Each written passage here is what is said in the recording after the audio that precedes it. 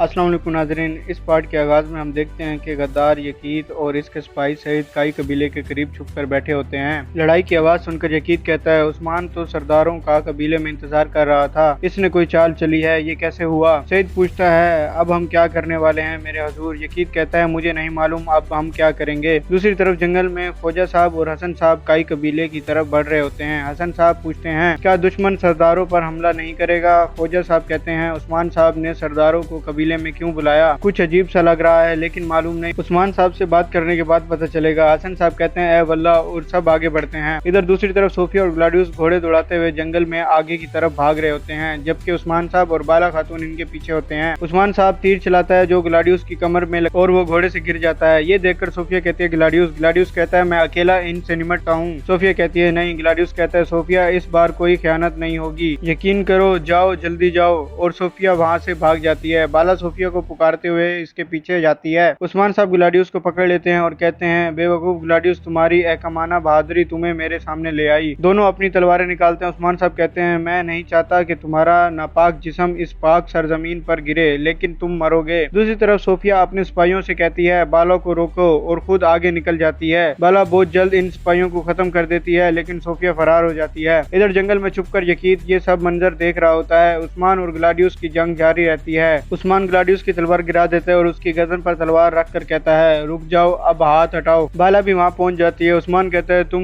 गद्दार और तुम्हारे जैसे सब लोग मरने वाले हो। ग्लाडियोस हंसता है और कहता है, तो तुम जानते हो, लेकिन कभी नहीं जान पाओगे कि वो कौन है। उस्मान उसे थप्पड़ मारता है और कहता है, उठो, कौन है वो? ग्लाडियोस कहता है, तुम एक ऐसे आदमी से मालूमात लेना चाहते हो जो जल्द मरने वाला है। उस्मान कहता है, मैं तुम्हें कई कबीले की चौक में इबरतनाक निशान बनाकर कत्ल करूंगा, और इसे कैद करके कबीले की तरफ ले जाता है। ये मंजर देखकर यकीत घबरा जाता है। सईद पूछता है, अगर इसने आपका नाम उस्मान को बता दिया तो? यकीत कहता है, फिर मेरी कब्र ग्लादियोस के साथ खोद दी जाएगी। कबीले में तुर्गुत गाजी और बाकी सिपाही ग्लादियोस और सोफिया के सिपाहियों को एक एक करके जहन्नुम हासिल कर रहे होते हैं। तुरान कहता है, जो हमें मारने की कोशिश करेगा वो जहन्नुम में जाएगा। खोजा साहब और हसन साहब कबीले पहुंचते हैं तो तुर्गुत गाजी से पूछते हैं, यहाँ क्या हो रहा है? तुर्गुत गाजी कहता है, कफार के मंसूबे को खाक में मिला दिया है। फिर पूछते हैं, आपके भाई यकीत कहाँ हैं? इसी वक्त यकीत घोड़े पर आता है और कहता है, मैं यहाँ हूँ, मुझे इतला नहीं दी गई। इतने में आवाज आती है, उस्मान साहब आ रहे हैं। सब देखते हैं कि उस्मान साहब ग्लादियोस को कैद करके लाते हैं। यकीत के चेहरे का रंग उड़ जाता है। सलगूर आगा कहते हैं, उस्मान साहब सांप का सर काट कर ला रहे हैं। सब सिपाही नारे लगाते हैं, कातिल, इसे मार दो। उस्मान ग्लादियोस को फेंक देता है। बुरान इसे घुटनों पर बिठाता है। जरकुताई कहता है, तूने मेरी खातून को छीन लिया। उस्मान कहता है, तुमने काई की पुष्ट को जख्मों से भर दिया है, औरतों को ज़िबा किया, ये जंग है? जंग में भी इखलाक होते हैं। ग्लादियोस कहता है, जंग कभी खत्म नहीं होगी, रोम हमला करता रहेगा।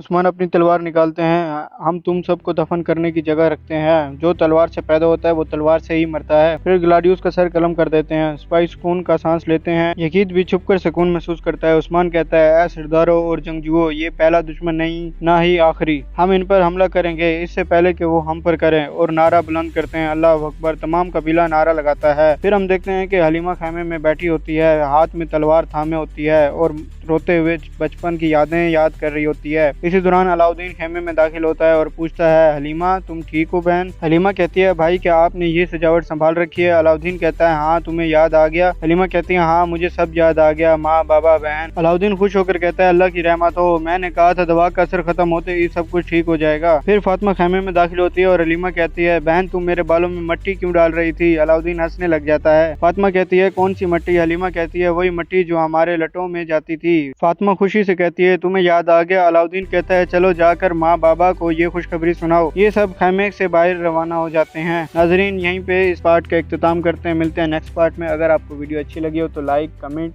और चैनल को आगे शेयर करें। अल्लाह हाफिज।